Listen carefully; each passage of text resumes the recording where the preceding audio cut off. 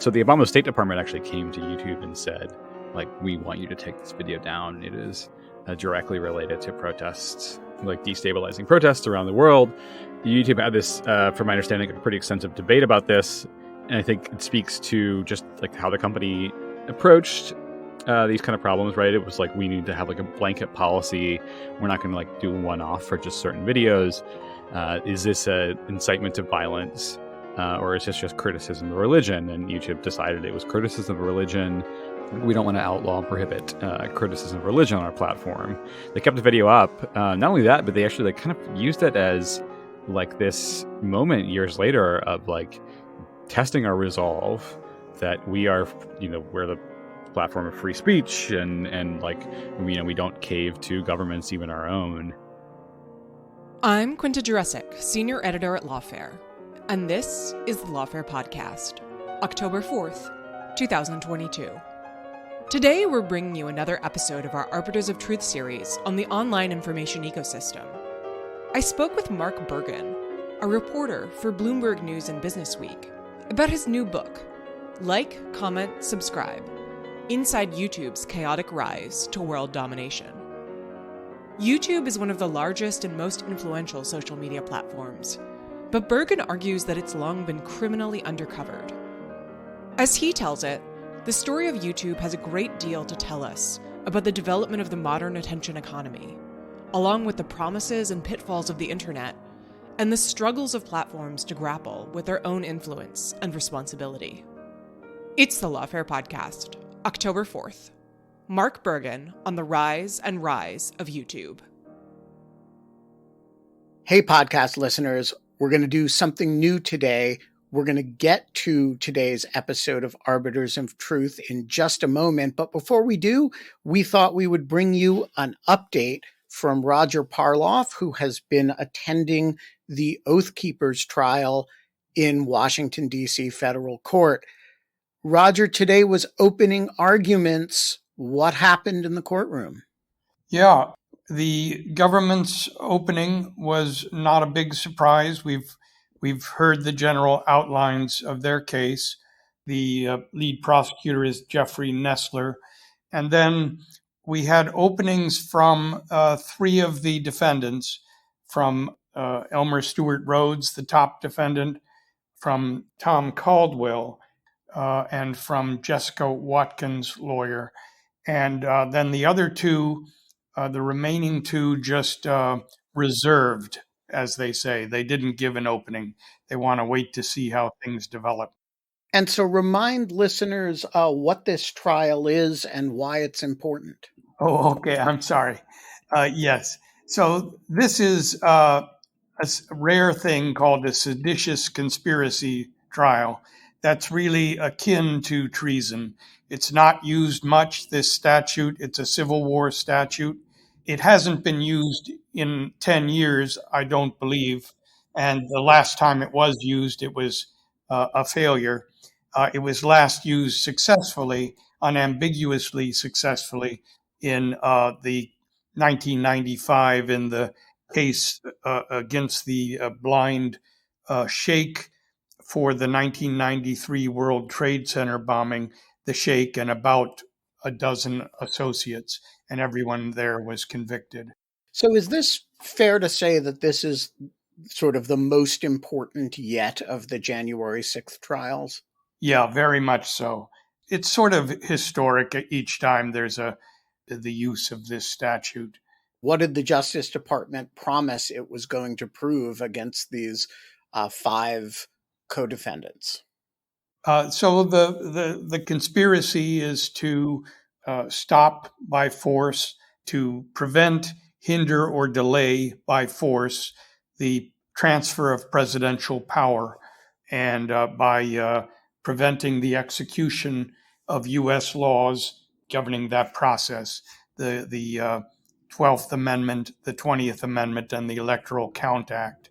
And most seditious conspiracy cases, you usually think of overthrowing the government, and some of those cases we've talked about, the World Trade Center was actually levying war against the United States. Those are a little different. There's also a provision, a clause in the statute for preventing, hindering, or delaying the execution of U.S. laws. And that's the one that this is proceeding under. And they're going to present a ton of digital evidence from what are called signal chats. The Oath Keepers used a lot of this encrypted app called Signal. And then we're going to have testimony from 7 people have pled guilty already, including 3 of seditious conspiracy. So I'm pretty sure we're going to have testimony from some of those witnesses, some of those insiders, if you will. And what is the basic story that the government is going to tell here before we get to the defenses we're likely to hear? What do you expect is the basic outline of the government's evidence? Well, what they're saying is they're going to show that really as soon as the election happened, they began to plot to not permit Biden to win, to become president. And there's a lot of signal chat to that effect. And then on January 6th, they have an arsenal of weapons across the river in Virginia. They call it a quick reaction force. They keep it at a Comfort Inn in Ballston, Virginia, in Arlington. And what they tell each other most of the time is that, well, this is in case Trump invokes the Insurrection Act.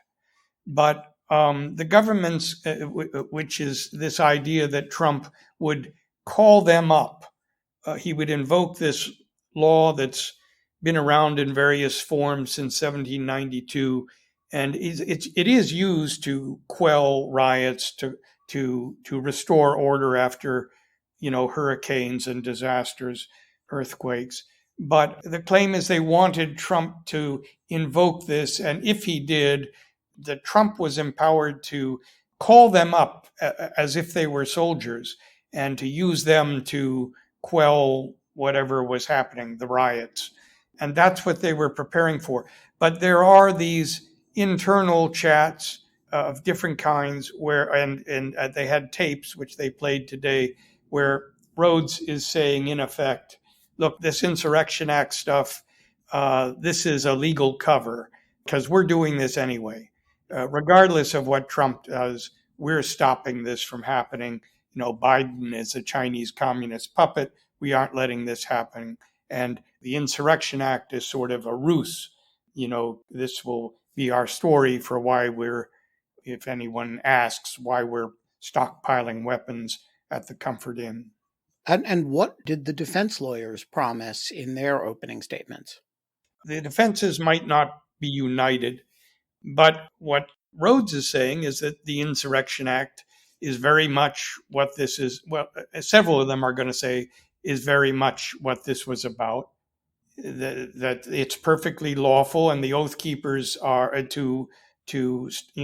nothing they did violated Virginia law. That's because the Oath Keepers research the law every time they act, and they knew DC law doesn't permit the gun, so that's why they put them there.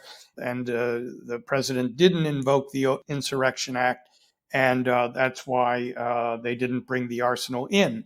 Now, why did they go into the Capitol? That's a little more confused at this point. And it's possible that there will be some difference in defenses. I believe that Rhodes' attorney said that Meggs was off mission when Kelly Meggs, the co-defendant, led them into the Capitol. How long do we expect this trial to go? The judge told the jurors about 5 weeks or more. The government has been estimating 3 weeks for its case. The defense keeps saying 2 or 3 for its case. They told the jurors today that it might be more like 6 or 7 weeks. We will come back to you, Roger, as the trial develops, and people can follow Roger's live Twitter feed of the trial. Roger, what's your Twitter feed? At R. Parloff, RPARLOFF. LOFF as in Frank. Thanks for joining us, Roger. And Quinta, back to you. Thanks, Ben. To start off, I actually wanted to start off with the epigraph of the book. You have two. One of them is from Mary Shelley's Frankenstein, which I loved because you could read it as describing, the creators of YouTube, but also the platform itself. It's a story about the agony of creation, but also about starting a process that you actually can't control. So what were you thinking with that quote? Is YouTube Frankenstein or is it Frankenstein's monster? God, both. I guess, YouTube, the company, I sort of saw as Frankenstein, and the platform as the monster, and sort of by design, right? Like the idea behind YouTube is that YouTube often talks about how there's no gatekeepers, right? And this is meant to be a media that doesn't have producers, it doesn't have people directing, it doesn't have agents, it doesn't have anyone sort of forcing a script or a direction, and it sort of goes its own path based on the creators and the audience. And so, yeah, that was, I think, it kind of hit home in especially like a lot of the crises that YouTube had. It felt like to people working there, it felt like this, not just the creators themselves and what they uploaded, but even like the algorithm and the machine that they built was like outside of their control. So then tell me about the other epigraph, because I think this also gets to the kind of the high-low art culture aspect of the book, which I think is really compelling and also speaks to some of the many, many crises that YouTube finds itself in over the course of your book. Yeah, it's from Logan Paul, who's still is a pretty big YouTuber. And when he rather infamously filmed in what's called the suicide forest in Japan, and filmed a vlog where they stumbled upon a dead body. And then it's so interesting to me, like he posted the video, obviously, and it became like one of the top trending videos during, I think it was like New Year's Eve. And so like YouTube was kind of late to respond, in part because everyone working there was like out for the holidays. But he posted it. He had like an introductory video, like an introduction to the video, like warning people, talking about suicidality.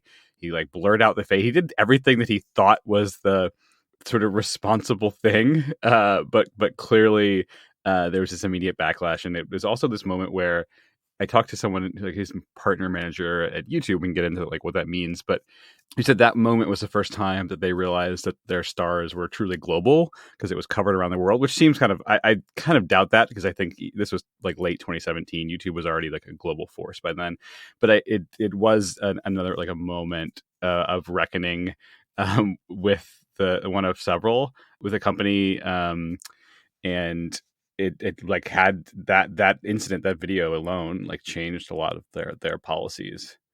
And so it also like I forget the exact quote, but I think it was something like, I didn't think this would get so real. So that was a really excellent quote. Yeah, which I think is really defines a lot of the story of what you're telling here. I mean, it's you're sort of tracking YouTube from its beginnings, obviously, to the current day, and what I found really interesting about that is it's one way of tracking how people understand technology companies, but also how technology companies understand themselves. I think that's right. I mean, YouTube sort of has this vision of itself that's often inconsistent with what it actually is. And inside the company, they talk about this in the terms of, there's a difference between the brand of what we want and the platform, and sort of like that. And I think you can often hear that from the executives, like what they talk about YouTube as an educational, as a learning platform, as a music service, right? Which it is. And then it's also many other things. I thought like the central sort of, I wanted the book to read like a dark comedy, and hopefully it does. Like the tension is that there are people inside YouTube who are, largely like Northern California liberals, like have really like this vision of their site is that they're taking on Hollywood and all like the stale male world of Hollywood, and providing this gateway for diversity and new forms of entertainment and new pathways of like creativity. And that's in sort of like a Disneyfied version of the internet, right? And that just repeatedly, like the platform has shown that it's not that. And for a variety of reasons, the people inside the company have a hard time accepting that. And some of it's like willful blindness, I think, to like, and like YouTube's gift of its size, right? Is that it can always say like, well, we're not actually that. And in like for instance, political content or news commentary, right? Susan Wojcicki is the CEO of YouTube, has said like that's a relatively small percentage of YouTube, which is very true. But in YouTube, like relative things that are relatively small are still massive, just given the scale of the platform. So why focus on YouTube specifically? Like, what is the significance of this particular platform in understanding the development of the internet over the last few decades, the attention economy, all that? Yeah, for a couple of reasons. I mean, one is like it is kind of criminally undercovered in I think certainly in journalism, in scholarship, in like Congress, right? Like, and we can get into the reasons for that, but I think like that was something that interests me. As covering Google for a long time as my day job, like YouTube was sort of a Hollywood story when I initially started covering Google in 2015, and YouTube was like by then 10 years old. It was kind of trying to take on like streaming and Hollywood and this, and it was like covered by the media reporters, and not like the Google reporter was kind of covering like the corporate story and self-driving cars and like the new shiny penny. And then obviously like after Trump, like YouTube became a content moderation and a platform story, and became an increasingly like headache for Google. I think the other like it is also shaped. They talk about this in the book. I kind of hope this comes across. It's like so much of the direction of social media is YouTube, right? Like TikTok, Instagram now, and we can see it pretty like clearly on Instagram. Or like I opened up my Facebook feed for the first like Facebook page for the first time in a while and noticed like why are there like influencers dancing in the middle of my Facebook page? Like these are not my friends and family. That is the YouTube model, right? It's like the parasocial relationships. It is like creator economy. That's what's won out. And then like so many other platforms, TikTok, Spotify, Twitch, Meta are already and going to wrestle with the same exact sort of content moderations and complications that YouTube's had, because YouTube's been the only platform that has this, not just the regular social media issues, but this massive economy that they built up that makes everything they do much more complicated. Yeah, so tell me about that economy, and I think that goes back to some of what we were talking about at the beginning with Logan Paul, the sort of the very particular relationship that YouTube has with the people using its platform and producing content on it. Yeah, I mean it's called the YouTube Partner Program, and this is they set up in 2007, which is like remarkably early, sharing ad revenue with they weren't called creators, just like YouTubers or like uploaders. We don't think about them as business partners, but we should. Like they are business partners with Google. Logan Paul is a massive business partner with Google. That I built up, that they're like YouTube often points to this as sort of they've now like commissioned studies to demonstrate their impact on the economy, which is like a very politically savvy move. It's not, and I never really got to the bottom of this. Unfortunately, I think it's like something that only a few people know. Like it's a pretty top heavy economy. Like I think my guess, like a somewhat informed guess, is like the top 5% of creators make a bulk of the money.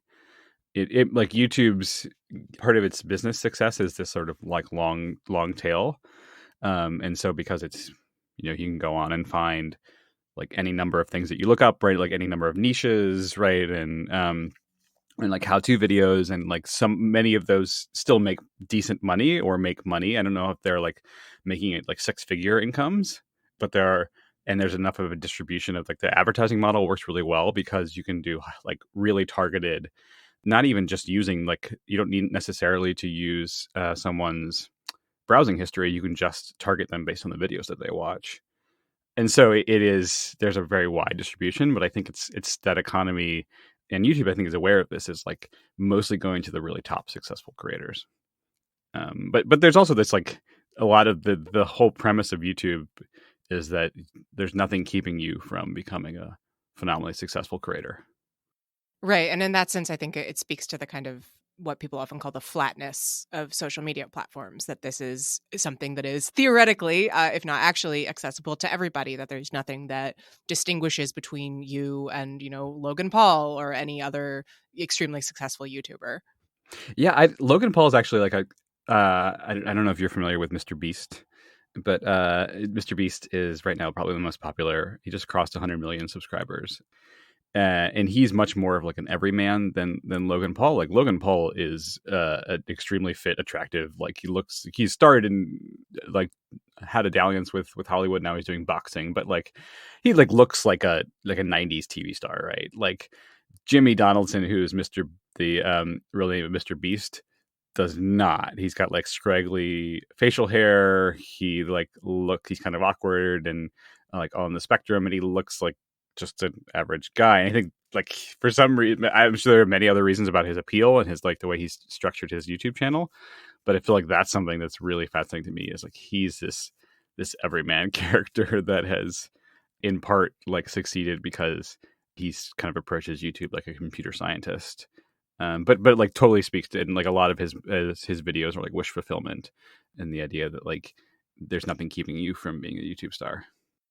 Yeah, so you said, Mr. Beast. I got to be honest, I had no idea who that was. I think that one of the really compelling things about YouTube and the way that you describe the story in your book is just that it reflects how, to some extent, how internet culture stays the same. As you were saying, we see YouTube reflected, its influence reflected on TikTok, on Facebook, but it's also, things change really rapidly. The YouTube that I remember watching clips on in like the mid-aughts is very different from the YouTube now. And what I found interesting is that you actually see some of that bafflement in the people who are actually running YouTube. One of the things that you describe is that the people who run YouTube do not actually watch YouTube that often, and so you see this strange distance from the content that is making their platform so successful, and that struck me in a way as kind of perhaps an exaggerated version, but a reflection to some extent of the bafflement that you often seem to see in people who run these big platforms. Like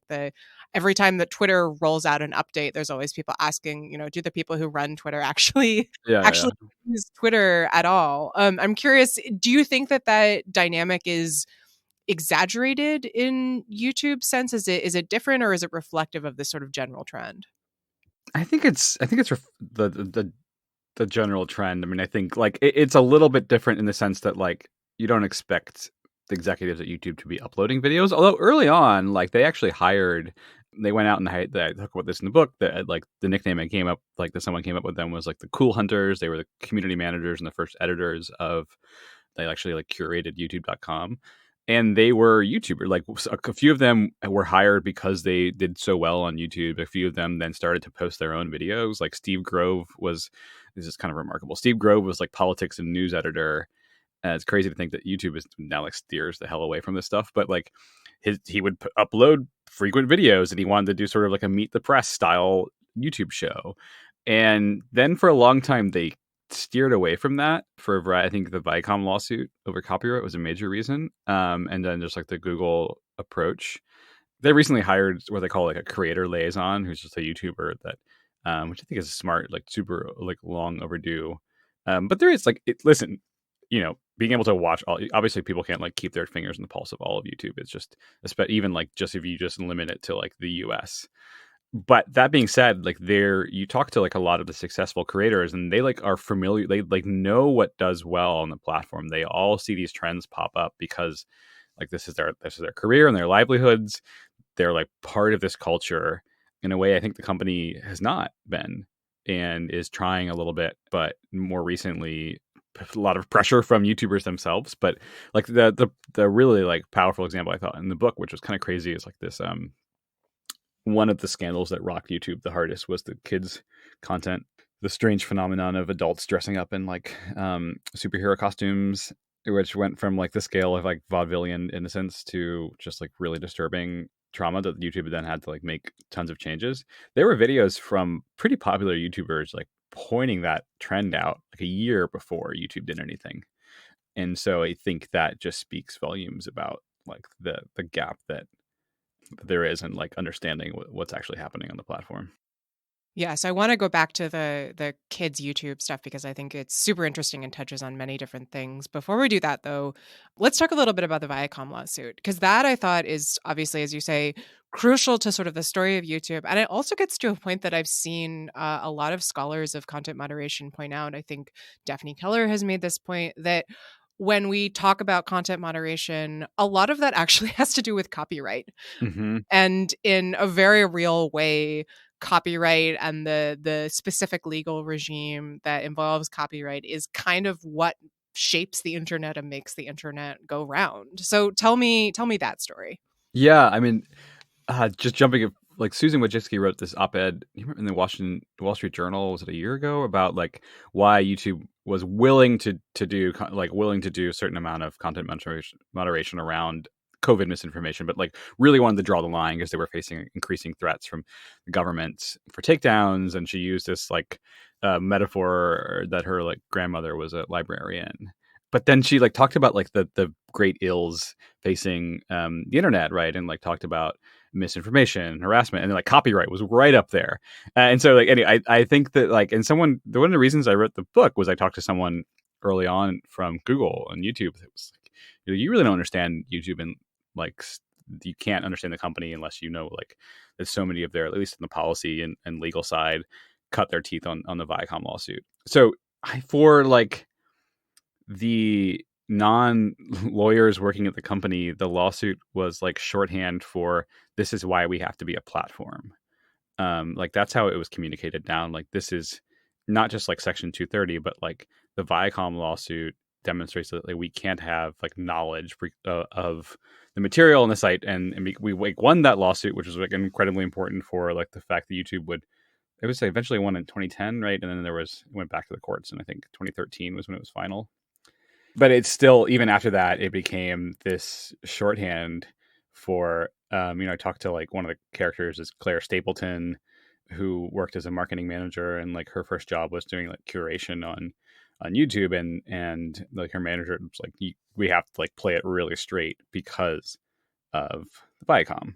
And so I think just even like, not without even getting into the intricacies of the lawsuit, which I'm happy to do so, but it just had this lasting impact on shaping the way that YouTube approached moderation, but even like approached its culture and its company like credos. And I sometimes like that's probably a little bit of a convenient excuse, but it was, there was the more chilling examples of like people that intentionally went out to like look for transphobic comments or inside YouTube, or like created like looking for video. This is before their borderline video policy. It was like looking for effectively like borderline videos and that didn't break the hate speech or harassment rules, but came like super close enough that they didn't want to recommend.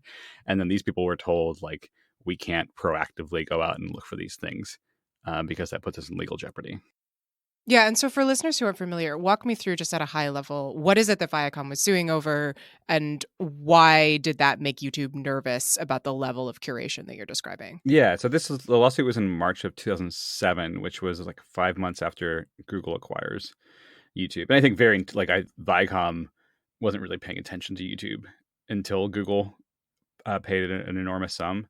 So it was around the DMC violating the DMCA. It was like that I think there were something like 100,000, if I remember, like videos that Viacom claimed that YouTube that had been uploaded without Viacom's consent.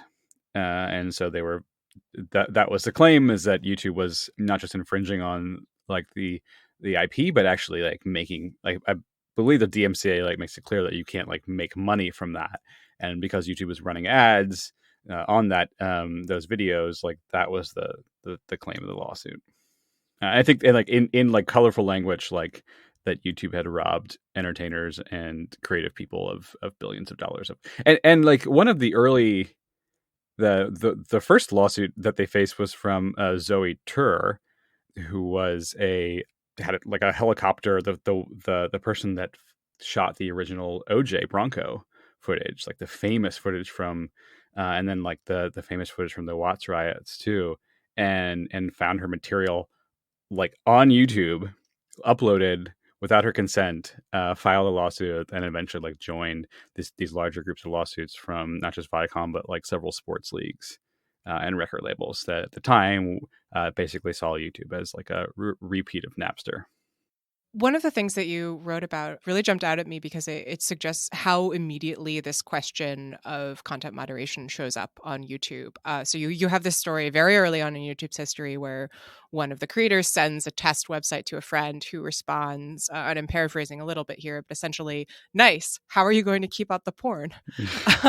and in some ways, as we're kind of hinting at here, that question never really goes away. And it turns out to kind of be the question, except, it's of course, it's not only porn, it's violence, it's harassment, it's any kind of material that YouTube might not want on its platform. And so you've described there with Viacom how that really shapes the platform's thinking about what it means to be responsible and to know what's on its platform. It does sort of take these steps toward more involvement, then it steps back, it sort of moves away. Well, just walk me through sort of the arc of YouTube's thinking about content moderation and how involved the platform has been in that process. Yeah, I think it's really a fascinating one, and like sort of encapsulated with this quote from the book from like an early sort of one of the earliest content moderators they hired. They called Squad. She went on to work for Twitter and talked about how it's like consistent with every platform. It's like first you have a community, then you get really big, then you have yourself a platform. And so I think like the approach it's a little bit. This is a little bit rough, like, or I'm being maybe too imprecise, but like, I do think early on they treated it like a community. Like it was like, this is our community of video uploaders and fans and like people using YouTube. And like at the time it was, there certainly had a lot more viewers than people uploading, but there was enough of an overlap where like, if you're watching YouTube, the odds of you like uploading a video were a lot higher than they are today, right? Where you have like 2 billion people and they're not uploading videos. And they even had like a video reply function. So like that was it was like a lot more like social features. So I think, they wrote fairly eloquent rules, given the fact that they were like making this up as they went along.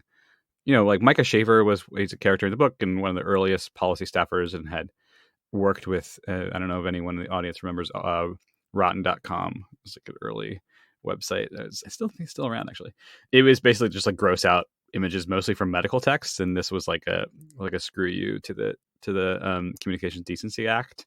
But so like familiar, and Micah was like familiar with live journal culture back then. And an example that I thought was really fascinating was familiar with live journal culture and like the early sort of like the web 2.0 like internet, and knew enough of that the trend there was pro anorexia content, that like there were actually women uploading like not just videos but like posts and journals and blogs praising anorexia. And so like they saw that appear on YouTube pretty early on, like set an age gating policy in place. Like they don't have the tools that YouTube has today of like they can downrank them in recommendation engine, but that is like effectively removing it from search and putting an age gate was a way to do that pretty early. And so it was, I think, like surprisingly sophisticated and ahead of its time. That moderation approach didn't do what Google likes to do, which is scale. Like it was, you have to hire a lot more. And like, I thought this was a great metaphor. Like the first team of content moderators and screeners that YouTube hired literally sat in the front row of the first thing that people saw when they came into the office. Eventually, when this is before they joined Google, eventually they moved them to a different part of the office. But like, they were YouTube employees, right? They had benefits, they had equity, and then flash forward a few years, and most of the content moderation has been outsourced to a variety of companies across the globe. So I think there's that middle period where people that work there admit this, like really underinvested in moderation relative to their growth, starting in 2012 to like 2016 period. I think there's also, the Arab Spring was this really pivotal moment in YouTube's history, as well as like the social internet, and I think shaped their approach to moderate. Like still in that time, like someone who was hired in 2011 and was told me like that the question they were asked is like, how are you going to fight tooth and nail to keep videos up? Which I think spoke to that they were facing a lot, like initially some of the first test cases that Google lawyers had to deal with at YouTube was that in Thailand, where the platform was accused of violating the law about I can't speak French, the one about criticizing the king, and similar like Turkey, Pakistan, countries like blacked out YouTube for a long period of time. So that the content moderation back then was really like, how are we going to fight for both media companies and governments around the world are trying to like not only take our videos down, but like eliminate YouTube. Like, how are we going to stand up for that? Yeah, and I think if you want to go more into the Arab Spring, I think, as you say, that's a really crucial inflection point. And you often see that pointed to in conversations around content moderation as this point where it becomes clear what the power of social media can be, but also its potential dangers and downsides. So tell me a little bit more about that. Yeah, and I saw this really like surprisingly relevant. So this week in Florida, there was another. I think it was on Twitter, and we saw this like another like hurricane shark that popped up. Did you see this? Like, yeah, the this was I think it was, God, when was the first one? It was like a decade ago. Yeah, and so for listeners who aren't familiar, it's every time there's a hurricane, somebody posts a video of a shark that seems to be swimming on a highway, and it's never real. Yeah. Well, why it's relevant to YouTube? I didn't know this before researching the book. YouTube actually had like a pretty extensive partnership. They pay them as business partners for this company called Storyful, which was a digital newsroom that was part of this trend. It was pretty popular around and like naive, but popular a decade ago when the Arab Spring happened. Of like, newsrooms can't get into Iran and Turkey and Egypt, but they can, like, there's a ton of footage coming out of there, right? And so like it was really popular in social on Twitter, and like Storyful set up this pretty savvy operation where they would like verify the tweets and social media and YouTube videos coming out of the Middle East. YouTube, so it was their like I mentioned, Steve Grove was their first politics and news manager, went out and formed this partnership. And my understanding was like they were basically verifying footage that then like the YouTube team would sort of surface higher up and the algorithm and like try to put on the homepage if they can and like get it to people who are interested in those topics. The book is full of all sorts of like what ifs, right? Like clearly you can't say like the misinformation and like the political problems would have been solved if YouTube had invested. But like I think there is an argument that like if right now what YouTube is doing is effectively like trying to repeat that formula in different ways. So I thought that was really interesting. Like at one point I have in the book, they like talked about acquiring Storyful. It didn't happen. And then like YouTube sort of turned and got really fascinated with Google Plus, which is a whole different topic. But so there was the Arab Spring was, and it was they had a business incentive to do this. Like this was an opportunity for them. They were still trying to shake this reputation that they were just like cat videos and dogs on skateboards. And the Arab Spring was like YouTube can be a place where serious news happens, where serious world events unfold. And so that was the business rationale for making this investment. And then, like, I mean, the Innocence of Muslims is another that happened in late 2012, which is like the turning point for YouTube in particular, but the turning point for the like geopolitically for the Arab Spring. Yeah, so talk about that, because I think that gets to this question of, at what point is YouTube's responsibility to keep content up, and at what point does it start being responsible to take content down as well? And if you could also remind listeners what that video was, because it's been a while. Yeah, the video is a fascinating story, and I like almost wanted to go down the rabbit hole, but I avoided that one. So, but it was uploaded by an Egyptian Coptic Christian who lived in California, I think, and it was a 12-minute trailer for a movie that was never made. And I think there were lawsuits around the movie, but it was like this like sword and sandals sort of depiction of the Prophet Muhammad and the birth of Islam as very barbaric. I watched it. It is like bad, like just like not like aesthetically. And so it came, I think it was like in like this summer of 2012, and not like a popular YouTube channel at all. And so it like went without notice until a few months later, and then somehow got caught up in the swirl of geopolitics around it. Like I think it appeared on like Egyptian cable, and there were protests in Pakistan and Libya. This was around September of that month was the Benghazi attacks. So the Obama State Department actually came to YouTube and said, like, we want you to take this video down. It is directly related to protests, like destabilizing protests around the world. YouTube had this, from my understanding, a pretty extensive debate about this. And I think it speaks to just like how the company approached these kind of problems, right? It was like, we need to have like a blanket policy. We're not going to like do one off for just certain videos. Is this a incitement to violence? or is this just criticism of religion? And YouTube decided it was criticism of religion. We don't want to outlaw and prohibit criticism of religion on our platform. They kept the video up. Not only that, but they actually like kind of used it as like this moment years later of like testing our resolve that we are, we're the platform of free speech, and like we don't cave to governments, even our own. I mean, it's impossible to say, but like it strikes me as like I think if that circumstances were repeated today, YouTube would remove the video incredibly fast. Yeah, I think that seems right to me as well, just because the political context has shifted so much. I do want to go back to something that you said in your previous answer about sort of roads not taken. And one of those roads seems to have to do with the role of human moderation on the one hand versus the role of machine learning. And you have sort of countless instances in the book where someone will raise concerns about whether, human curation should be more involved in sorting through footage of one type or another. And someone tells them, great news, we're at Google, we have an algorithm to handle that. So tell me about how algorithmic content moderation, the role of the algorithm in driving this site grows over the course of YouTube's rise, and how you see the problems of that beginning to appear. Yeah, I think there's like two key moments that I talk about in the book. One is like the this early team of community managers whose job in part was to curate the homepage.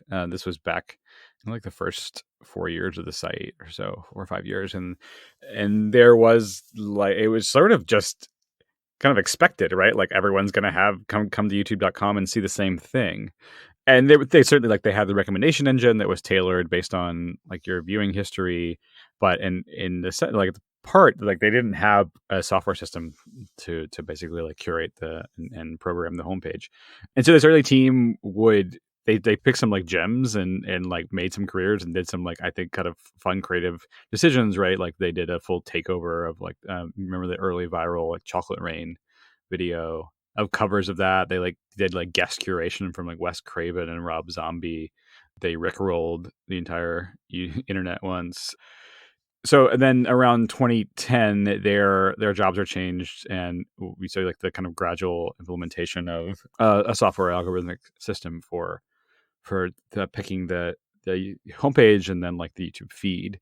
A couple things, like one is this time in history, YouTube was extremely concerned about Facebook. Facebook had, this is even really before like the dawn of the mobile internet, but Facebook had this really compelling feed that YouTube has never really had, right? Like people certainly like there's a lot of mobile use on YouTube, but people don't like just scroll through. And it was in what the news feed was also like tailored to individuals. I know the people at YouTube, some people thought that the way of having people inside staff curate videos for the homepage was basically turning them into kingmakers and gatekeepers, right? And that felt antithetical to the company's culture.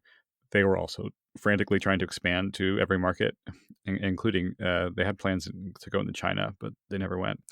And it was like, well, we can't replicate this model. I mean, I guess they can. They're Google. They can do anything. But they decided they didn't want to replicate this model in every single market, and software is more cost effective and consistent with the company culture. The other thing is like people brought this up in multiple occasions, like the Viacom lawsuit. They hadn't won the Viacom lawsuit by this point, and so in court they were arguing like, listen, we have no preconceived knowledge. Like we don't intentionally go out and edit footage. We're not a media company. And then you had a small group of people that were going out and looking for videos to like basically edit. So I think it felt like an inconsistency. And so that was a pivotal moment and in part like really jump-started YouTube's growth, like turning into the recommendation system that is, for all its faults and criticism, effectively good at its task, right? It is optimized to feed videos that will increase watch time, like the longer engagement with videos. And it's done a phenomenal job of doing that. I think years later, like during the Trump years, there were like, some of my main character in my book worked on YouTube marketing, which I think is really speaks to this tension between like the way the company sees itself and the way the platform actually behaves. They had these approach like spotlight, an attempt to spot like certain creators and certain trends that the company found like admirable. And those often, but the YouTube would like put these on the homepage or like try to kind of put them in front of viewers, but they were often in conflict with the main chief goal of the company and the algorithm, which is watch time. So the YouTube had a program called Originals that they just scrapped earlier this year that was like to take on Netflix and Amazon, like a subscription only TV shows, basically episodes starring YouTube creators. My sense from some people inside was that those originals, or like some people inside the company were like, we should get these out to more, we want to get these out to more viewers, like put them up higher in the recommendation and search results. But they actually didn't perform as well on watch time. And so they were like two parts of YouTube competing with themselves. So we talked earlier about the very, very strange rabbit holes that kids YouTube sent people down. Mm-hmm. And that also has to do with the weird quirks of the algorithm and this kind of Frankenstein story of creating something that you might not necessarily be able to control. So tell me about Elsagate. I don't know who coined it, but it's just I wish I could give them credit. Elsagate was a confluence of several controversies in late 2017. One of which was this trend of people dressing up like superheroes. And I think it's like basically in its simplicity, it's like Elsa was Frozen. I forget what year Frozen came out, but it was like, the biggest children's franchise ever, I think, of all time, right? And so Disney owns Marvel, Disney produced Frozen. Disney for a long time was a pretty reluctant participant in YouTube, and I think like the history of Disney and Google and YouTube is really fascinating. But so Disney went out and bought a YouTube studio, Maker Studios. They work with PewDiePie and a bunch of stars, but like Disney didn't want to put Frozen for obvious reasons on YouTube, right? Like they were building Disney Plus. And they didn't put Marvel movies on there. And so you saw this, like there's a vacuum where people will go in and search for Frozen or search for Elsa and YouTube, like parents maybe expecting to find something. And then like YouTube creators filled the vacuum and made a lot of videos. Many of them were probably innocent and fine and like fan fiction. And then you started to see one of the most popular YouTube channels around that time was this Canadian anonymous, did well because like a lot of YouTube that does well, there's no speaking, like it was made for international audiences. It was called Webs and Tiara. You can go like there are certain parts of the internet you can go find them. They're like deeply weird, but they're not. I mean, it's arguable about like they're certainly not educational, but like how much of kids programming is educational. But there's so many. What happened was like so many, like YouTube called them replica channels, which I think is a fascinating term. That like YouTube channels that just imitated this form. And then the other trend that was happening was something like one of the popular search terms on YouTube was bad baby. And so a lot of people were uploading videos like pranking their children. This like strange trope of like dressing up adolescent children as babies and then punishing them became this like very popular phenomenon. And YouTube, basically like the main catalyst for them to crack down was that advertisers, which had earlier that year boycotted the site, were threatening to boycott again after a series of like, bad press. James Bridle, do you remember this essay, Something is Wrong on the Internet? Yeah, it's a really striking essay. I'd recommend that people go out and read it if they hadn't. Agreed. And like does a phenomenal job of encapsulating everything. Like the main issue was that there were so many content farms that were just churning out children's content, like, and not even, it's like bots making basically bots making material for bots. Bridle's essay was important because talk to people inside YouTube, they were like, they saw it trending on Twitter and freaked out, which I think like, speaks volumes about the way that companies make decisions. Saw it trending on Twitter. Advertisers were threatening to walk again. And it's like around Thanksgiving of that year, they cracked down that just like overnight eliminated thousands of channels and videos. And then the YouTubers and like YouTube Kids and Family is still like to this day a huge part of YouTube. And so all these channels overnight like lost all their revenue or like woke up to an automated email that's like your YouTube channel's gone. And then hence the name Elsagate. Yeah, and I think the story is interesting because it brings together a lot of different threads. The sort of the sheer strangeness of the places that algorithm can lead you, the importance of ad revenue and content moderation. Like you said, a lot of this has to do with advertisers pulling their ads because they didn't want to be associated with this. And one of the other things that this really made me think about is, you know, not only YouTube's difficulty in addressing its responsibilities to kids, but also how kids are kind of the canary in the coal mine of a lot of content moderation problems in a way. So like you describe Yeah. one meeting where a team is agreeing that YouTube should sort of minimize meddling with recommendations because one person reasons if people are watching that, that's their choice. But Yeah. then one employee, Matthew Mengerink, realizes, and I quote, that doesn't work for kids, which is of course true, but it's also just an early warning sign that, you know, recommendations can lead adults down ugly paths too. So I'm curious what you think about that. Oh God, yeah, that's like super fascinating. I think the way that just like the thought process for people inside Google, which isn't like very, you know, there's a consistent. People told me this that work there, right? Like, who are we to tell people what to watch, right?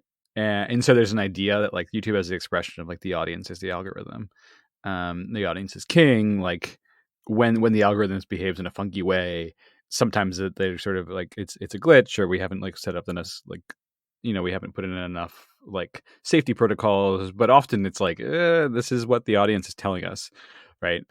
And yeah, that logic does fall apart with children. Or I mean, it also like that is clearly like kids were watching these like the Elsagate stuff, right? Even though YouTube had its first solution was to build the YouTube Kids app. I think something that they have never solved is the problem of like tweens. So I don't know how much time you ever spent on YouTube Kids, but most of the YouTube Kids material is like tailored for preschoolers. And so if you're like an 8-year-old, you have no interest in watching nursery rhymes anymore, right? And so you're going to go to youtube.com. And so like YouTube Kids is just still, I think, remains very meager relative to larger YouTube.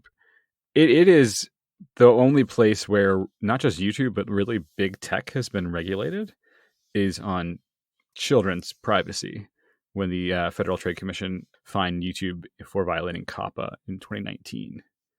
And so really like the one place where the company actually has been regulated. And I think you can like see it, like YouTube for children looks markedly different now than it did before 2019. So another aspect of YouTube that has gotten a lot of attention when it comes to sort of algorithms sending people perhaps in weird directions, or people using algorithms to guide themselves in directions that they might always have been curious about but never quite explored, has to do with extremism. Not only, you know, early on YouTube's dealing with this when it comes to Islamist extremism, but increasingly after the 2016 election, there's also the problem of far-right extremist videos. And YouTube actually announced a policy change exactly on this subject, I think just a week or so ago. So tell me a little bit about how YouTube sort of struggled with the interaction of the algorithm and extremism, and what are the new steps that the company has announced to address that? Yeah, there's an excerpt of the book in Business Week, which I encourage people to go read, that addresses precisely this. You know, this is like told from the perspective of employees that worked on the issue. So, like one of the pivotal moments in YouTube's history was June of 2017, right after there was a terror attack on the London Bridge. It was the reports. I don't think it's ever been confirmed, but that one of the attackers was inspired by cleric's videos, like an American cleric that watched on YouTube. And so this was, you know, YouTube was had the advertisers were boycotting the site because of extremist videos, and so the company was in like a biggest sort of business crisis. And then it gets hits with this news, and like headlines are like, you know, YouTube cleric caused terror attack, basically, right? So the company decides to take a pretty drastic stance where they will. Prior to that, they had a largely like didn't outlaw particular people, right? Like, and there was this like macabre joke inside the company, like what if Osama bin Laden had started a cooking channel, right? Or ISIS had a cooking channel, like would we take that down? Like I don't know. Like if it's just, and ISIS did, like ISIS, they're members of ISIS, they would upload just like health information, like videos with health tips, right? And YouTube really struggled with this because like how do we consistently enforce that with our policies? after that, it became like, we're going to create a list of people that were like just not allowed here anymore. Like, it was a much more stringent crackdown. Like what YouTube followed then was the official registries of the US and UK. I think actually like can follow, for some reason I haven't sorted out, like follow the UK list more consistently.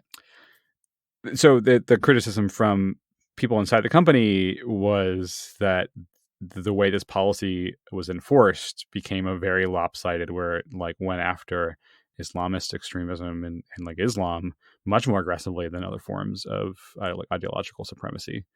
And I think that's undeniably true. And the company's response has been like, we know, like governments agree what Islamic terror is.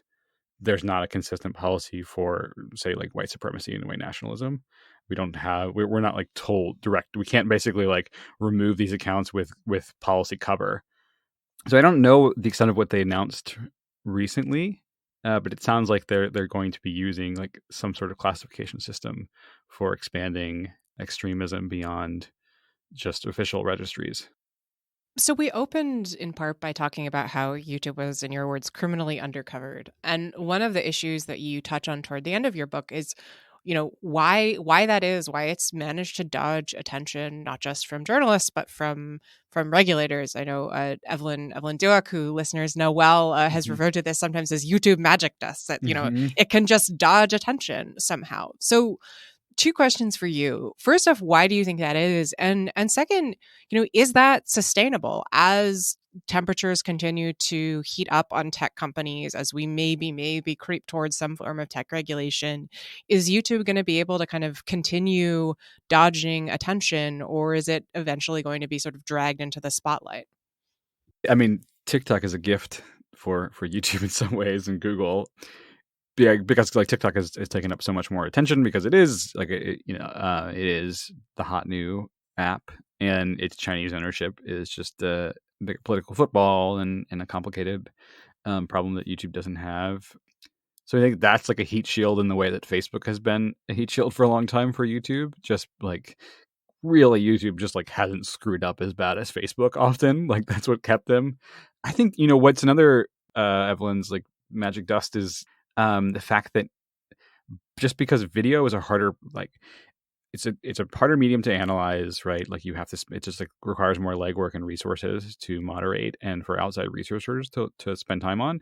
YouTube also, I think, like shares less data, and in part that makes them more immune from criticism. And there was a really like powerful example last summer where President Biden accused Facebook of I think he used the term killing people, right, around vaccine hesitancy.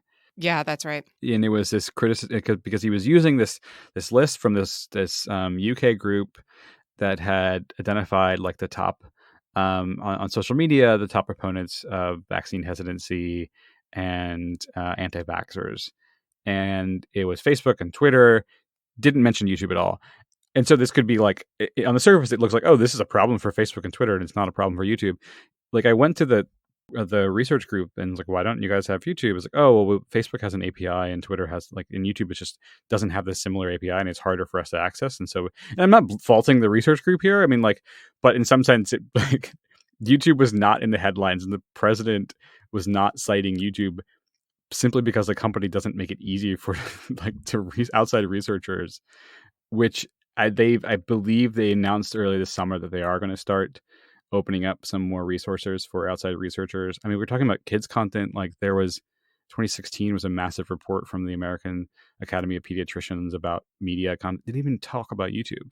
And I talked to someone who worked on that. And I was like, yeah, it was just like wasn't on the radar.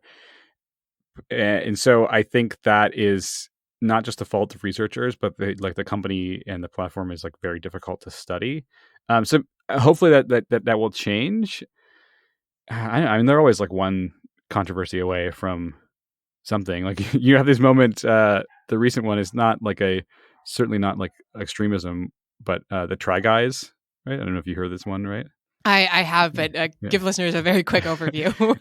Try Guys is a popular YouTube channel. Actually, came out of like BuzzFeed a few years ago. There's some controversy where one of their four guys, and one of them like cheated and a workplace affair and is left. It became for some reason like front page news, and in part I think driven by like they do have a big fan base. It is a controversy. It's another like sort of public celebrity having an affair. And then the other part is like people are like, who are these guys, right? So there are all these moments. Like Mr. Beast is another example. Like anyone, like for people under 25, he's like one of the most popular entertainers in the world, and arguably like his video content should be treated like Game of Thrones, right? It's like we should be analyzing what messages and this media. And so I think the more and more of like the Try Guys become like sort of cable TV like staples for a certain generation, and then YouTube will like more people will be paying attention to YouTube. All right, let's leave it there. Mark, thank you so much for coming on. Yeah, thanks for having me. You've been listening to Arbiters of Truth, the Lawfare podcast's occasional series on our online information ecosystem. Keep an eye out for new episodes in the Lawfare podcast feed, and you can also find us in our separate Arbiters of Truth podcast feed. The Lawfare podcast is produced in cooperation with the Brookings Institution.